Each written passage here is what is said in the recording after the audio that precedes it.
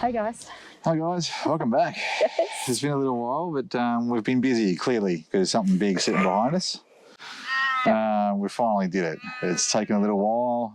We were looking for ages and thinking about it and researching. The crap in my head has exploded numerous times with all the information, and it will. So brace yourselves if you're thinking of doing the same thing. So what have we done and why? We've bought an F350, a 2017 F350 Lariat, and it is bonkers. Oh my God. So good. It's a completely different class of vehicle. So good. It's, why have we done it? Well, we want to be off-road more, off-grid more, we want to carry more weight, and we want a bit more, I don't know, confidence and capability in towing than the 200 series offered. And the biggest one, reduce our stress. It sounds kind of counterintuitive that getting a bigger vehicle is reducing the stress. Yeah, I guess but, so. Yeah. It certainly is, because you don't have to worry about whether or not the car's going to slow you down. You don't have to worry about whether or not you're going to get up or down the hill safely. And we've been there, trust us. Yeah, you don't have to worry about adding extra gear and stressing if, are we going to get weight or whatever like that. Yeah. If I see dog food on special, like, can I buy the extra bag of dog food or not? Because that's like an extra, 7 to 15 kilos if I buy an extra 2 bags of dog food because it's on sale and I want to take advantage of that. It all adds up. That's pretty much why we're doing it. So, I mean, what options could we have taken? We could have gone a chop stretch 200 series, but there's drawbacks to that too. So it would have to have been pre-rego. So let's just quickly crack that down. The cost of a new, you can't get a new 200, you have to get a 300. What do they cost? I don't know. 140, maybe? Yeah, probably about that. I don't know. I would assume. And then you got to get it chopped, and how much does that cost? Oh, probably 80. Chopped and stretched, probably close to that, I guess. And then you've got to get it outfitted, so canopy and all the rest of the gear. Yep. You easily add an extra, you double that. Yeah, what have you paid for it? You're probably close to about 220 grand, I reckon. Yeah. I could be wrong, but that's just my brief glimpse of what was going on without getting into absolute detail. Yeah. And that's probably what we'll end up spending on this fully kitted out. With this, we'll get the payload. It's designed to tow. It's very, very capable off-road. The guys are on the All4 Adventure. They've got the F250. They've proven that it can do what we want it to do. Yeah. So it was sort of a bit of a no-brainer to go towards the Yank Tank. If we had the money, would I have gone the 200 series? Yeah, possibly. If we had got, I reckon. I disagree. Really? It doesn't have the payload. So what I'm trying to say is that I like the Landcruisers, and would I go that way? I personally would, but there'd be limitations, whereas there aren't that many or any limitations with the things sitting behind me. Yeah, but it's all like compromise of different things, right? There's a lot of compromise. So you've got a 200, which is great. We love the 200, but then you're compromising on the amount of stuff that you can carry and your weight limits and all that kind of stuff. Yeah. This behind us, you've got a compromise of like, this is a 350, so you do need a truck license. Yep. It is bigger, and they're kind of really the only things that are like the compromising on. You need a truck license for this. But if you've got a 250, you don't need a truck license. And you may not need the weight. The payload that the F250 or a Ram or Chevy 2500 will offer you might be enough. Yeah. We want to carry a bit more. Plus, I want a boat. I'm going to jump on the bandwagon and I'm going to get a boat eventually. So I need the allowance for the boat. Not like Bianca giving me allowance, a weight allowance. Because how much, like a boat is, well, what? So Cam from Wild Touring, I think his boat's like all up, nearly 300 kilos, isn't it? Or 250 or something? Close to it. That's with the trailer and the outboard and the tank. Yeah. And the so they're fuel quite heavy. Yeah. It's a lot. Yeah. It's probably, well, not equivalent to all towball weights, but it's like in that kind of ballpark, at least 250 kilos for a boat and all that kind of stuff. Yeah. So you need that extra kind of wiggle room there to be able to carry that plus tow and have the towball weight and have all those things. So, yeah. So the other things we could have gone with is an actual truck. So I looked into either, well, I had a glimpse at the Canter, Mitsubishi Canter. It wasn't quite as good on paper, at least. I have driven them before, and I think they're brilliant. But I was looking at the MPS, Isuzu MPS 300. I drove them for work, and I thought they were brilliant, except it's a truck. It's an actual truck. Like, you can't... If you think that this is going to be difficult to park in a shopping centre to do some shopping, I mean, I have to park blocks away with that thing. I just park outside. That's with this. This is fine. Like at the back, away from most cars. That's where I usually park with this. And I don't have a problem with that. I would imagine I would. I just don't think you'd have the creature comforts. They're nowhere near as comfortable. I can tell you right now, unless you're the driver in the air ride seat, even then it's a bit, how's your father? So are you going to get lumbar support? On that one? In your MPS or your Canter? I think they have it. Oh, it depends on the money you spend on the upgraded seats. Maybe. You can get lumbar support and stuff. Do I get heated and cooled seats in there? Well, the driver's seat is, and all that sort of stuff. Yeah. Okay. But the passenger, well, you're kind of stuffed. But then me being the driver, I'd be stuffed because I'd have to listen to it all the time. Oh, so, yeah. no. For sure you would. It kind of, no. So we ended up getting this. Are we happy? Over the moon, I've got to say at this point. Yeah. It's freaking amazing. It's very comfortable, very capable. We have towed with it already. Barely noticed that the bush is behind us. The tow mode is astounding. It drives like an automatic Mack truck. It's just, amazing. It's pretty good. It's a completely different class of vehicle. All the creature comforts, power everything. Everything. We'll go through that in a second. We'll have to show you through it. Oh, yeah. I mean, we'll probably do a proper like rig run through, which we won't do that today. We'll just be chatting today. Yeah, I'll have to do a couple because there'll be how she is at the moment. Yeah.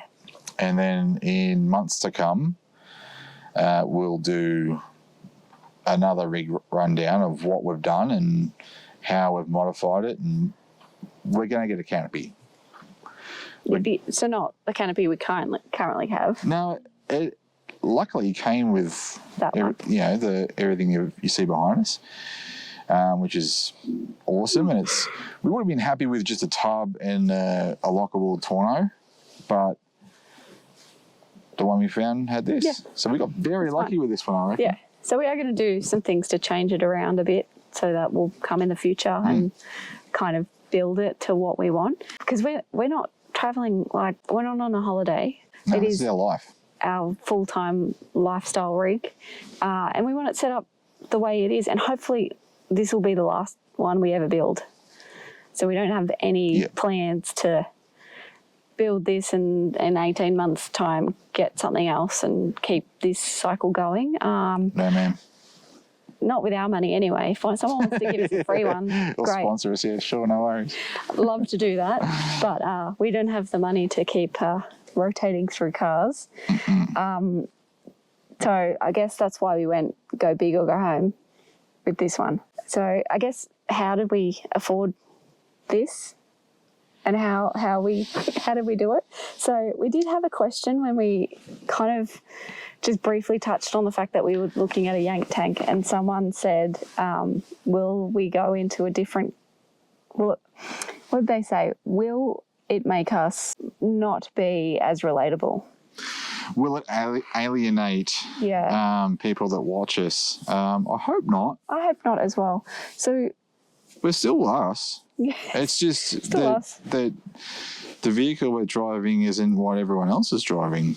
And yet. I mean, yes, it does take us to the next class of, like, not everybody can afford this vehicle, but not everybody is travelling full time either, and not everybody likes the things that we like. So everybody is different. So everyone has their own things. We go with the motto of get the best thing you can afford in your price range. At the time when we bought the 200, that was the best thing we could afford in our price range. So we went with that, and that was the best thing on the market. And then travelling for 18, or basically being out of on the road for 18 months, or in our caravan for 18 months, proved to us that this lifestyle is very sustainable for us and we want to continue it. So we decided to make some changes to enable us to do this the best way we possibly could, and give us the best that we want. So we sold our house. It's gone. We didn't want to. I mean, freaking love that house. And we put so much time and effort into renovating it and getting it the way we wanted it. But after being on the road, when we left, we said, no, we're not selling the house. We'll rent it out. It will be fine and we'll just keep it there. But being on the road for 18 months, we realised, like, one, we're never going back to live in that house. We don't want to go back and live in Sydney itself. We would love to live in a more remote area, basically on a big block of land. And that's, you know, your whole outlook changes. The fact that I've been able to pick up, like, contract work and do the work I could do before whilst on the road has then proven to me that we can live anywhere and I can do that job. So I don't need to be in Sydney. And so we took advantage of the market being up. And what did you say before? We were like Indiana Jones? It was like, because the market's not how it was when we put it on the market, and the market was at its peak, about to come down the other side of the roller coaster. Yeah. And we sold the house. It was a bit, I felt like Indiana Jones rolling under the closing door and then pulling his hat underneath, and just as it's closing. That's kind of how when we signed the contract. What we were with is we signed the contract and then gone.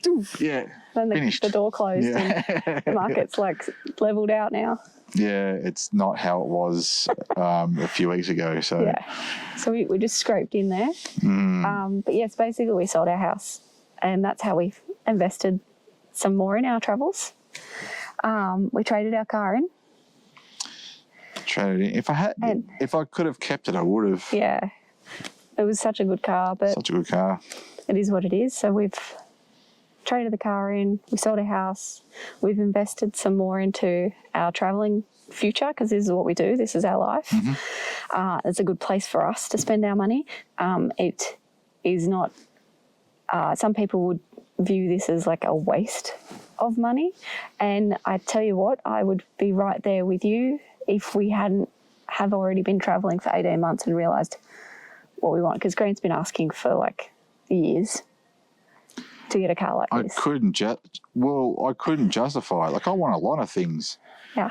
And I was just like, no. I can't justify it. Yeah. And then once we actually got on the road, it and we started to, I guess, feel the stresses of having weight restrictions and things like that, we realised that the whole purpose of us travelling is to reduce our stress. Yep. And, yeah, we could do it, so we did.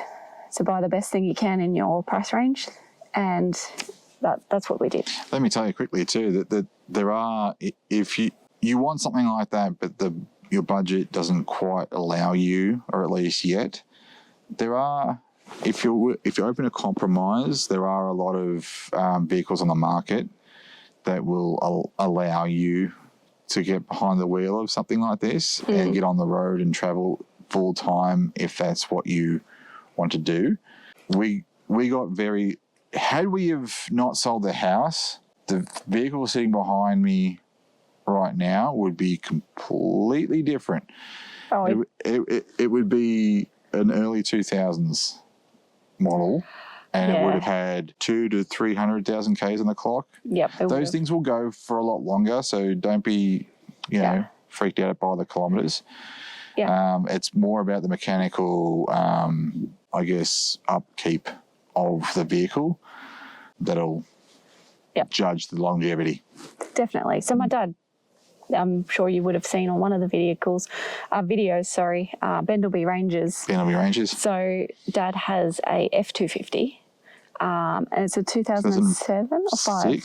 5 or 6. Just before the conversion thing happened, so maybe 2006. Great car. Absolutely fantastic. Great. So you definitely don't have to go as new as what we've done and spent as much. So this was 155, and then we traded in the Land Cruiser. So we parted with like $100,000 cash. Yeah. So, I mean, it's a lot of money. Like, I'm not going to lie. It's a lot of money, and not everybody can do it. So I appreciate that. Adversely, I would also argue that how much is a new Land Cruiser? 120. Probably. And people buy them all the time. So, you can't say, it's too much money for one of these things. It's a lot of money. I won't disagree with you, but if you think about it in that way, in that context, that, your average four-wheel drive wagon will cost close to that. Yeah. So don't be too scared and do your own sums. Yeah, you definitely, obviously these range from anything from like 70,000 up to way past what we paid for it. Just depends on your budget and what you can. Saw one going for just under $300,000, almost bogs down, and I'm like, that's ridiculous. Dreaming, mate, dreaming. Absolutely ridiculous, and it's an investment of money. Yes, it will depreciate, but there's always value in the car, so it's not like we're losing out on money. So that's what it is. I guess I would also probably say is possible drawbacks. So we've gone through and we've covered what we need. Everything has a cost, not just financial. So the car's bigger, it's heavier. Finding parts is not that big of an issue now. I've got to say, everyone worries about it. We've had questions posed already. We've spoken to people that are currently driving around on YouTube with vehicles like this, and they all say the same thing. Parts. These vehicles are becoming very popular in Australia. Yep. They are becoming increasingly more common, and so too are the parts for said vehicles. You can buy a lot of parts from the States, and then just plan ahead, just sort of say, well, where am I going to be in 4 months, 3 months, whatever? All right, well, I'll just order a service pack from or wheels or whatever you want for your vehicle from the States, have it sent there, and it'll be there waiting for you. Yeah. It's not that big of a deal. But also, you got to wait for parts for your Caravan. Hello, it's taken us 9 months to get the awning. Same. There's a lot of potential negative things you could say and arguments you could bring up about Yank Tanks, but it's really about perspective. Yeah. So we've only owned it for a very, very short period of time. We haven't driven it that far. No, not yet.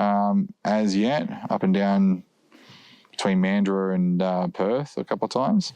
Yeah. That's about it. But having said that, it is all about perspective. People do sort of poo-poo them a bit. And I guess we'll sort of just hit the road and use it for how it's intended and show you that it's actually not that big of a scary thing. Yeah. And I guess, so I think we might have touched on it a little bit earlier in the conversation, but I can't remember, is why I get this over a car, or some people prefer getting a 200 to this. And this was built for towing, and the Land Cruiser was built for four-wheel driving. So the Land Cruiser is built primarily for four-wheel driving, and you can tow with it. And this is primarily built for towing, and you can four-wheel drive with it. And we spend 90% of the time towing and 10% four-wheel driving. I mean, probably, let's say 70% of the time towing, 20% of it just driving without anything, and then 5 to 10% actually four-wheel driving. Yeah. So where we want to get that benefit is in the towing. Mm-hmm. So the towing, like we've already sort of touched on it a bit before. So it's got the exhaust brakes, it's got the better gearing, the more grunt, more weight. Ideally, if you've been towing and you know anything about towing caravans or anything, is that the tow vehicle ideally needs to weigh more than the weight you are towing. So we're safe. Yeah. And what's this, 5.2 something? That's the GVM. It probably weighs a lot less. Or minus 1.7. Yeah. So it's about 3.8.